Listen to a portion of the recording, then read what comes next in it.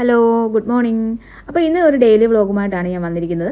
അപ്പോൾ ഇന്ന് എനിക്ക് ലീവായിരുന്ന ദിവസമായിരുന്നു കേട്ടോ. അപ്പോൾ ഒരു സ്ലോ മോർണിംഗ് ആയിരുന്നു, ധൃതി പിടിക്കാതെ സമാധാനപരമായിട്ട് എഴുന്നേറ്റ് ബാക്കിയൊക്കെ കാര്യങ്ങളൊക്കെ ചെയ്ത ഒരു ദിവസമായിരുന്നു കേട്ടോ. അങ്ങനെ ദിവസങ്ങളൊക്കെ വേണം. നമ്മൾ ധൃതി പിടിച്ച് എല്ലാ ദിവസവും ഓടി നടന്ന് പണി ചെയ്താൽ മാത്രം പോരല്ലോ, നമുക്ക് റെസ്റ്റ് എടുക്കാനും റിലാക്സ് ചെയ്യാനും ഒക്കെ ഒരു ദിവസം വേണം.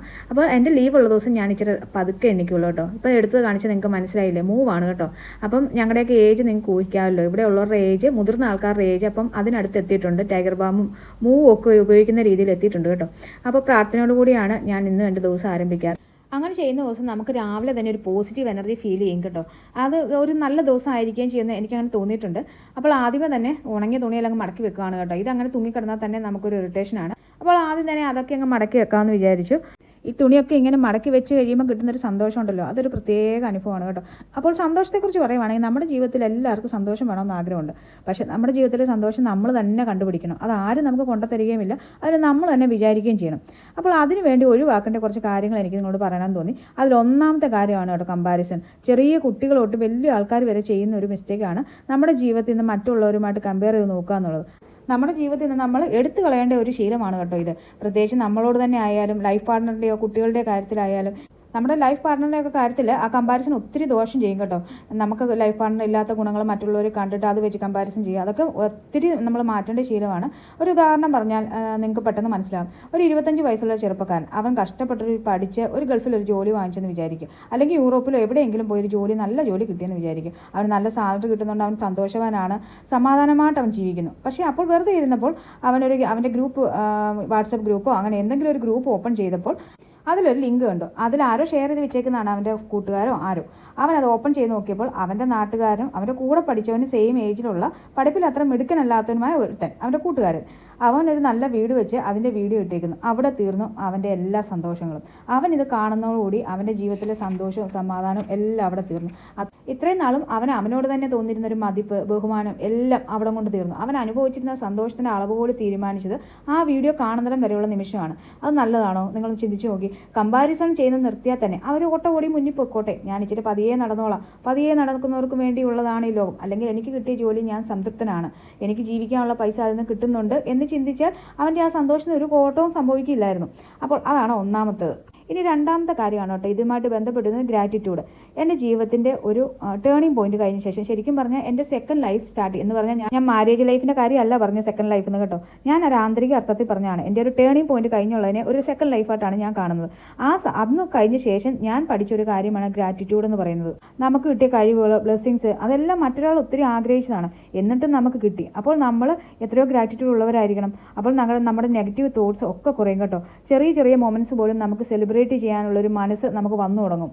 മൂന്നാമതൊരു കാര്യമാണ് കേട്ടോ മേക്ക് യുവർ സെൽഫ് ബിസി എന്നുള്ളത്. നമ്മളെ തന്നെ ബിസി ആക്കി വെക്കുക. നമ്മൾ ചുമ്മാതിരിക്കുമ്പോഴാണ് ഈ മടിയൻ്റെ മനസ്സാണ് ചെകുത്താൻ്റെ പണിശാലയെന്ന് പണ്ടാരണ്ട് പറഞ്ഞ് ഞാൻ കേട്ടിട്ടുണ്ട്.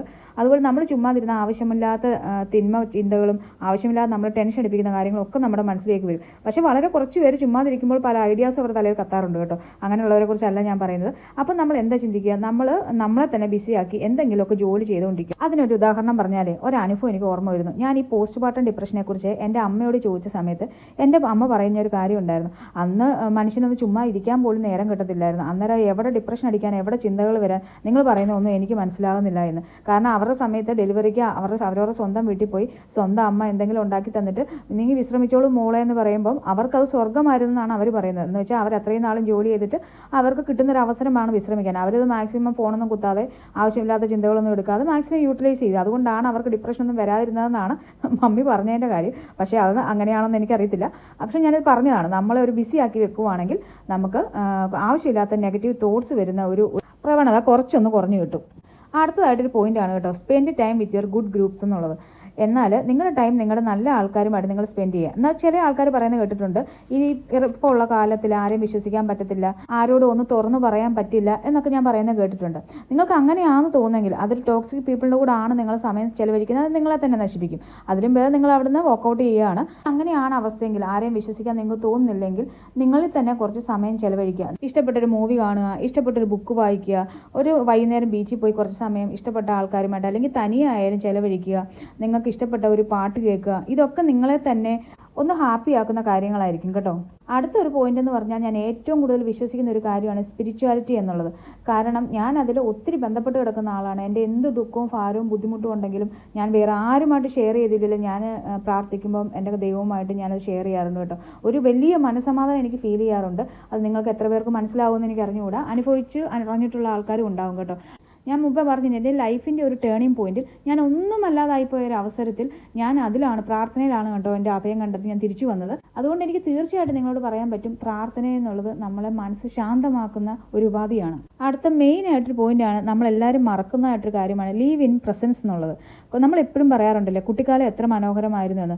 എന്നാൽ നമ്മളൊന്ന് ആലോചിച്ച് നോക്കിയേ, നമ്മൾ കുട്ടിക്കാലം ശരിക്കും ആസ്വദിച്ചിട്ടുണ്ടോ? നമ്മൾ കുട്ടിക്കാലത്ത് എന്താ വിചാരിച്ചുകൊണ്ടിരുന്നത്? നമ്മൾ മുതിർന്നു കഴിഞ്ഞാൽ എന്ത് നല്ലതായിരിക്കും, സ്വന്തമായിട്ട് ജോലി കിട്ടി പൈസയൊക്കെ കിട്ടിക്കഴിഞ്ഞാൽ നല്ല ഇഷ്ടത്തിന് ജീവിക്കാം, സ്വാതന്ത്ര്യത്തോടെ ജീവിക്കാം എന്നുള്ളതല്ലേ. അപ്പം നമ്മൾ ആ കാലവും ജീവിച്ചില്ല. നമ്മുടെ പ്രസൻസിൽ നമ്മൾ എന്താ ചിന്തിക്കുന്നത്? ആ കാലം, ഭൂതകാലം നല്ലതായിരുന്നു എന്ന് പറഞ്ഞ് ജീവിക്കുന്നു. ഒന്ന് ആലോചിക്കുക, നമ്മളൊരു ബീച്ചിൽ പോയി ഒരു കാപ്പി കുടിച്ചുകൊണ്ടിരിക്കുക, നല്ല സൺസെറ്റാണ്. ഇത്രയും നല്ലൊരു സാഹചര്യങ്ങളും ഒരു നല്ല കോഫിയും നമ്മുടെ കയ്യിലുണ്ടായിട്ടും നമ്മൾ പഴയ നടന്നുപോയ ഏതോ ഒരു കാര്യത്തിനെ ഓർത്ത് വിഷമിച്ച് ആ നല്ല ദിവസം കളയുന്നത് ഓർത്ത് നോക്കിയേ, എന്തൊരു മണ്ടത്തരമാണിത്. കഴിഞ്ഞുപോയ ഏതോ പാസ്റ്റിൽ നടന്ന ഒരു കാര്യത്തെ ഓർത്തിട്ട് നമ്മുടെ ഇന്നത്തെ പ്രസൻസ് നമ്മൾ നശിപ്പിക്കുകയാണ്. Past is past and future is unpredictable. നമുക്ക് ഇന്ന് ചെയ്യാനുള്ളത് ഇന്നിലേക്ക് ജീവിക്കുക എന്ന് മാത്രമാണ്. ഇന്ന് മാത്രമാണ് നമ്മുടെ കയ്യിലുള്ളത്. അടുത്ത ഒരു പോയിന്റാണ് ഫോക്കസ് ഓൺ യുവർ എയിം എന്നുള്ളത്. നിങ്ങളുടെ പ്രോഗ്രസ്സിലേക്ക് അല്ലെങ്കിൽ നിങ്ങളുടെ ലക്ഷ്യത്തിലേക്ക് നിങ്ങൾ നോക്കി ജീവിക്കുക. ഒരു എക്സാമ്പിൾ പറഞ്ഞാൽ, നമ്മൾ കുറേ നാളും വർക്കൗട്ട് ചെയ്തിട്ട് ഒരു സുപ്രഭാതം നമ്മൾ വെയിറ്റ് ഒന്നും നോക്കാതെ കണ്ണാടി നോക്കുമ്പോൾ നമുക്കുണ്ടാകുന്ന ഒരു സാറ്റിസ്ഫാക്ഷൻ ഇല്ലേ, ഒരു സന്തോഷമില്ലേ? അതാണ് നമ്മൾ സ്ഥിരമായിട്ട് ഹാർഡ് വർക്ക് ചെയ്യുക. അതിൻ്റെ റിസൾട്ട് എന്തായാലും ചെറുതാണെങ്കിലും നമ്മളെ സന്തോഷിപ്പിക്കുന്ന. ഇനി പറയാനുള്ള പോയിന്റ്, എല്ലാവരും വ്യത്യസ്തരാണ്. എനിക്കുള്ള കഴിവ് അവർക്കില്ല, അവർക്കുള്ള കഴിവ് എനിക്കില്ല. എനിക്കുള്ള പ്രശ്നങ്ങളായിരിക്കത്തില്ല അവർക്ക്, അവർക്കുള്ള പ്രശ്നങ്ങളായിരിക്കത്തില്ല നമുക്ക് നേരിടേണ്ടി വരുന്നത്. അപ്പോൾ എല്ലാവർക്കും അവരവരുടേതായ കഴിവുകളും ന്യൂനതകളും പ്രശ്നങ്ങളും, അത് പ്രശ്നം സോൾവ് ചെയ്യാനുള്ള കഴിവ് പോലും ഓരോരുത്തർക്കും വ്യത്യസ്തമാണ്. അപ്പോൾ അവർക്കതുകൊണ്ട് എനിക്കിതില്ലെന്ന് പറഞ്ഞിട്ട് നമ്മൾ ഒരിക്കലും നമ്മളെ തന്നെ, അതാണ് ഫസ്റ്റ് പറഞ്ഞ പോയിന്റ്, കമ്പാരിസൺ ചെയ്യാൻ പാടില്ല. നമുക്ക് കിട്ടിയത് എന്താണോ അതിൽ നമ്മൾ സന്തോഷം കണ്ടെത്തുക. എന്തായാലും നിങ്ങളോട് കാര്യം പറയുന്നതിൻ്റെ കൂട്ടത്തിൽ അന്നത്തെ ദിവസം ജോലികൾ മുഴുവൻ എൻ്റെ തീർന്നു കേട്ടോ. കുറച്ച് ഡയറി എഴുതി, കുറച്ച് ഞാൻ ബുക്സ് വായിച്ചു, കുറച്ച് നേരം ഹസ്ബൻഡും പിള്ളേരുടെ കൂടെ ഒക്കെ ഇരുന്നു. അതുകൊണ്ട് ഞാൻ ഇന്ന് ഒത്തിരി ഹാപ്പി ആയിരുന്നു കേട്ടോ. ഒത്തിരി നല്ല ബ്ലെസ്ഡ് ആയിട്ടൊരു ദിവസമായിരുന്നു ഇന്ന്. എനിക്ക് എൻ്റേതായിട്ടുള്ള കുറച്ച് സമയങ്ങൾ കിട്ടി. എല്ലാം കഴിഞ്ഞിട്ട് വൈകുന്നേരം ആയപ്പോൾ ഞങ്ങൾ പിള്ളേരെ അവരുടെ ഫ്രണ്ട്സിനെയൊക്കെ കൂട്ടി ഒന്ന് ബീച്ചിൽ പോയി തിരിച്ചു വന്ന് പൂരി ഉണ്ടാക്കുകയാണ് കേട്ടോ. പൂരിയും മസാല ഉണ്ടാക്കി ഡിന്നറിന് അതാണ് ഇന്നുള്ളത്. അപ്പോൾ ഇതെല്ലാം ഇതിൻ്റെ ഇടയ്ക്ക് കഴിഞ്ഞു. എന്തായാലും ഈ വീഡിയോ നിങ്ങൾക്ക് ആർക്കെങ്കിലും ഹെൽപ്ഫുൾ ആവുമെന്ന് ഉറപ്പാണ്. വീഡിയോ ഇഷ്ടപ്പെട്ടാൽ ലൈക്ക് ചെയ്യാനും സബ്സ്ക്രൈബ് ചെയ്യാനും മറക്കല്ലേ. അപ്പോൾ അത്രേ ഉള്ളൂ ഇന്നത്തെ വീഡിയോ. Bye bye.